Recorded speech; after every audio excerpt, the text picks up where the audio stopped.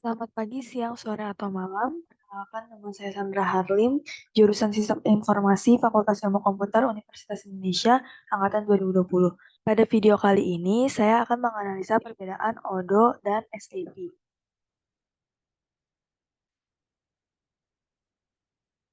Berikut adalah pokok bahasan yang akan saya bahas dimulai dari pengertian ODO dan SAP, kemudian perbedaan umumnya, serta user interface pada ODO dan SAP.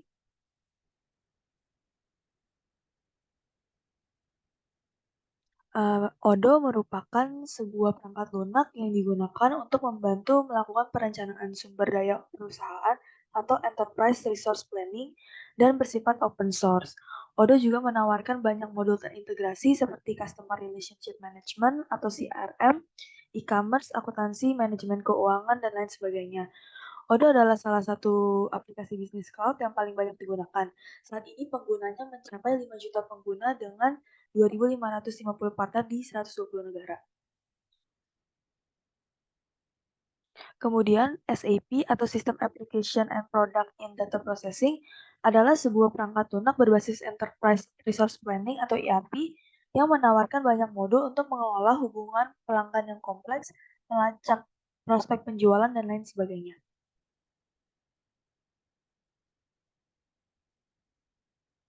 Berikut adalah perbedaan umum antara Odoo dan SAP. Pertama dimulai dari faktor pembedanya yaitu head office. Head office Odoo berada di Belgia dan SAP di Jerman. Kemudian untuk initial rilisnya Odoo pada bulan Februari 2005, sedangkan SAP pada April 2002. Kemudian untuk lisensi, pada Odoo tidak ada biaya lisensi untuk Odoo Community, namun ada biaya lisensi untuk Odoo Enterprise. Sedangkan pada SAP ada lisensi yang harus dibayar. Kemudian implementasi Odoo bisa dengan penyedia jasa implementasi Odoo, sedangkan implementasi SAP harus melalui partner resmi SAP.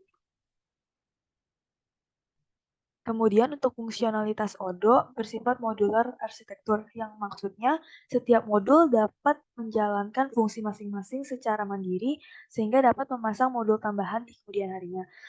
Sedangkan pada SAP ERP harus dikustomisasi secara penuh. Kemudian untuk total cost of ownership pada Odoo cukup rendah karena biayanya tidak terlalu mahal. Sedangkan pada SAP TCO-nya lebih tinggi karena biaya akuisisi, deployment, dan development SAP cukup besar.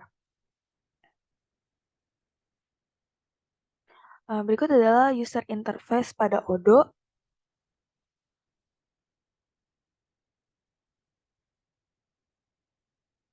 Berikut adalah user interface pada SAP.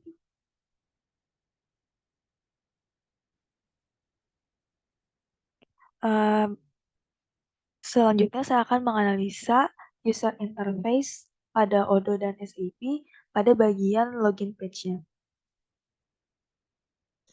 Secara umum, user interface Odoo lebih simpel dan akses serta navigasinya lebih mudah. Bahkan untuk proses yang rumit, tampilannya cukup mudah dipahami. Sedangkan UI pada SAP sangat rumit sehingga perlu banyak belajar atau pengalaman dalam menggunakan SAP. Berikut adalah UI login page pada SAP, di mana seluruh input field-nya berada di bagian sebelah kiri, sehingga fokus pengguna akan berada di bagian sebelah kiri. Kemudian jika dilihat di gambar berikut, terdapat banyak white space di bagian sebelah kanan, serta jarak input field-nya terlalu dekat. Berikut adalah UI login page pada Odoo, di mana seluruh input field-nya berada di bagian tengah sehingga menarik fokus pengguna hanya ke bagian tengahnya saja. Walau terdapat banyak white space, tampilan login page pada Odoo ini lebih menarik dan informatif untuk penggunanya. Selanjutnya, saya akan membahas UI homepage pada Odoo dan SAP. Berikut adalah halaman utama SAP di mana seluruh modulnya berada di bagian ini dan juga masih banyak white space di bagian sebelah kanannya. Namun sayangnya, tampilan modul ini tidak direpresentasikan sebagai simbol seperti tampilan homepage pada Odoo, sehingga tidak menarik perhatian pengguna. Lalu, tampilan modul pada SEP ini melanggar aspek minimal user effort pada principle of UI design karena pengguna perlu mengklik lebih dari 3 kali untuk menggunakan modulnya. Misalnya, pengguna ingin membuat sales order. Pengguna perlu ke bagian SEP menu ini, kemudian ke bagian logistik, kemudian nanti pengguna harus mengklik bagian sales and distribution, lalu ke bagian sales, lalu ke bagian order, lalu akan muncul tampilan create. Hal ini membuat user perlu melakukan effort yang lebih apabila ingin membuat sales order. Berikut adalah UI homepage pada Odoo. Tampilan ini sangat menarik dan informatif bagi pengguna karena terdapat kumpulan modul yang disediakan oleh Odoo dan juga direpresentasikan dengan simbol sehingga pengguna akan lebih mengerti maksud dari penggunaan modul tersebut. Kemudian di bagian pojok kanan atas terdapat bagian profil pengguna di mana hal ini dapat membantu pengguna dalam mengenali akun yang digunakan untuk mengakses halaman Odoo tersebut. Kemudian saya akan membahas salah satu transaksi yang ada di Odoo dan SAP, yaitu membuat sales order atau create sales order. Berikut adalah tampilan create sales order pada SAP. Seperti yang saya sudah jelaskan sebelumnya, untuk mencapai halaman ini, pengguna perlu pergi ke SAP menu, lalu memilih logistik, kemudian sales and distribution, dan lalu ke sales, lalu ke order dan create. Setelah itu, pengguna akan diminta untuk mengisi input field berikut. Setelah mengisi input field, pengguna perlu mengklik tombol Create with Reference berikut. Kemudian, pengguna akan dibawa ke halaman overview ini. Secara UI, terlalu banyak terjadinya perpindahan page di alami pengguna, sehingga adanya kemungkinan pengguna akan merasa jenuh ketika ingin membuat sales order di SAP.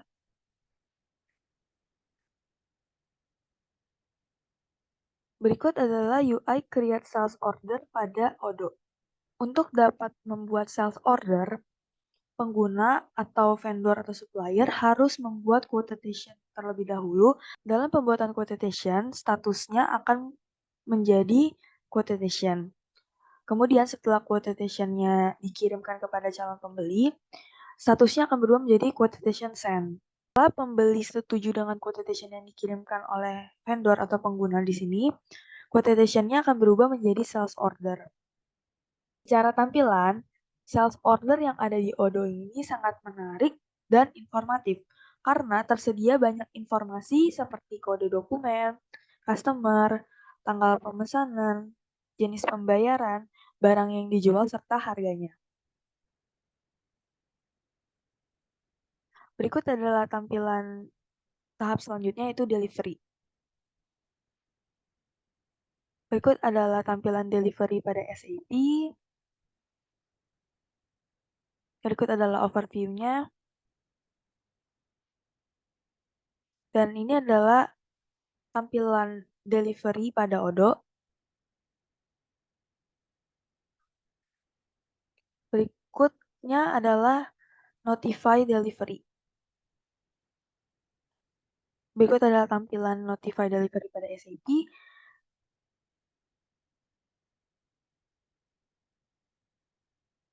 Nah, untuk notify delivery, pengguna hanya perlu mengklik post good issue di sini. Berikut adalah notify delivery pada Odoo, di mana pengguna hanya perlu mengklik holiday di berkas delivery ordernya. Kemudian yang tahap terakhir yaitu billing. Berikut adalah tampilan billing pada SAP.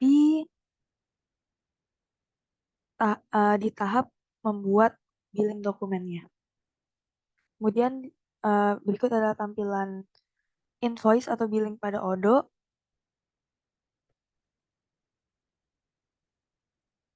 Berikut adalah referensi yang saya gunakan untuk menganalisa perbedaan antara Odo dan SAP-nya. Sekian dari saya, kurang lebihnya mohon maaf. Terima kasih.